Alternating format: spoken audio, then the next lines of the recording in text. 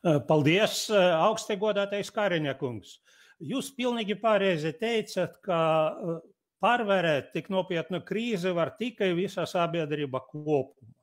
Lai to panāktu, sabiedrībai jābūt saliedētai, un solidaritāte ir tas atslēgas vārds. Ja sabiedrība nav uzticības varai, tad vispareizākie lēmumi nedos rezultātus, jo cilvēki tas vienkārši nepildīs.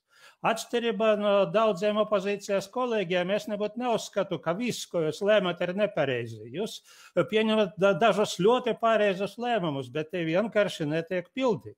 Un galvenā problēma ir milzīga plaisa starp varu un sabiedrību. Tam ir vairāki cēloni, es minēšu tikai vienu, bet ļoti būtisku.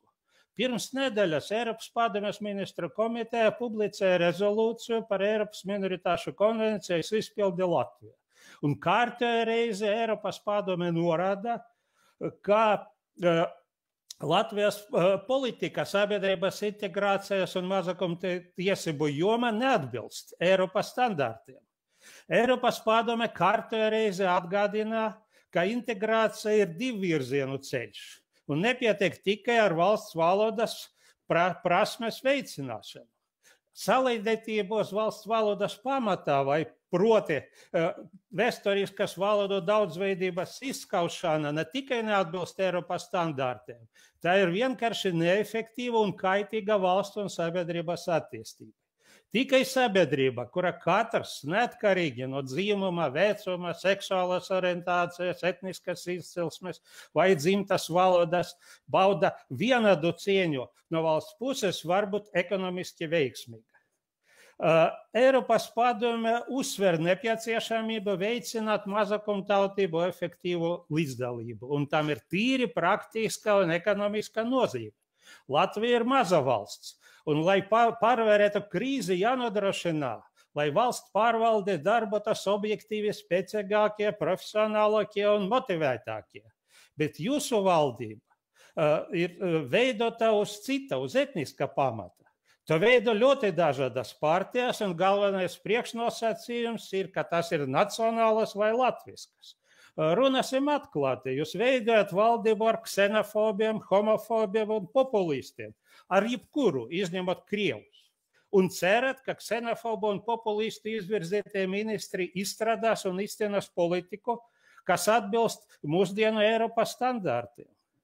Liela sabiedrības daļas atstumšana no valsts pārvaldes, konkurences trūkums, neizbēgami noved pie degradācijas un bezatbildības, ko mēs visi redzam, arī jūs, Kariņa kungs, to redzat.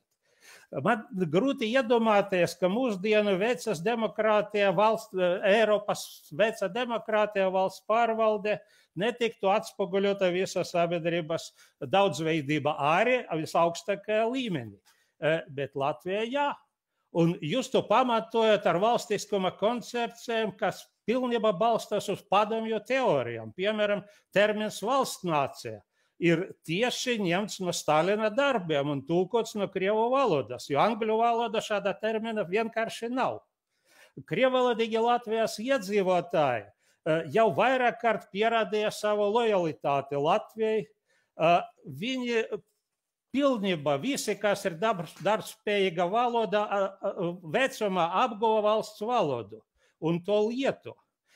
Bet dati parāda, ka joprojām viņam nav nodrošināts vienlīdzīgas iespējas piedalīties valsts pārvalde. Publiskajā sektora strādā 23% no latviešiem un tikai 12% no mazākumtautībām.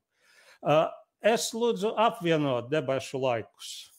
Debašu laiki tiek apvienoti.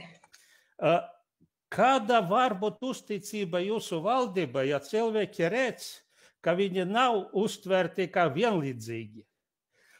Piemēram, demonstratīva atteikšanas runāt krievu valoda pat sniedzot intervijas sabiedrisko mediju programmam krievu valodā.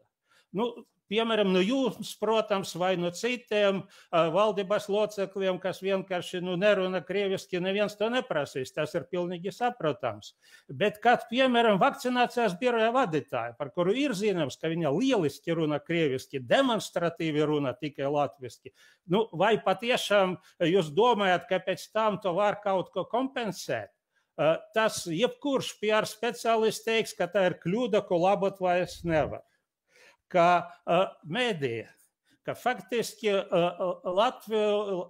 Latvijā ražoto mediju saturs ir principā iznīcināts, jo mēs to pārtraucam. Tīri ar politiskiem lēmumiem un faktiski auditoriju Krievijas propagandi un izglītība. Diemžēl ļoti rūpīgi izstrādāta bilingvālas izglītības sistēma tiek pilnībā iznīcināta. Un ar kādām problēmām sastopas visi vecāki tagad?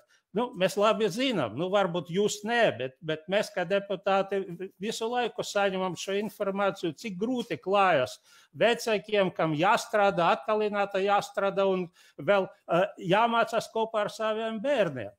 Un tiem bērniem, kas mācās valoda, kura nav viņu dzimta vai ģimenes valoda, ir daudz grūtāk.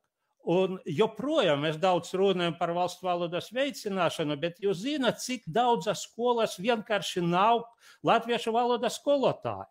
Un es jau nerunāju par šo skolotāju profesionālo līmeni un metodoloģijas kvalitāti. Tātad, un es varētu uzskaitīt ļoti daudz, bet nobeigumā ir ļoti būtisks moments. Kā mēs uztveram ieteikumus un draudzīgu kritiku no mūsu sabiedrotiem? Pēc tajā pašā dienā, kad tika publicēta Eiropas padomes rezolūcija, ārlietu ministrija nāca klāt ar savu preses relīzi. Man ļoti žēl, ka šo preses relīzi grūti nosaukt savādāk kā viltu ziņu un dezinformācija. Es vienkārši iesaku jebkuram to izlasīt. Vienota dažādība ir mūsdienu Eiropas lozungs, un tieši tas ir nepieciešams. Un šī vienotība daudzveidība ir vienīgais veids, kā veiksmīgi pārvarēt krīzi. Paldies!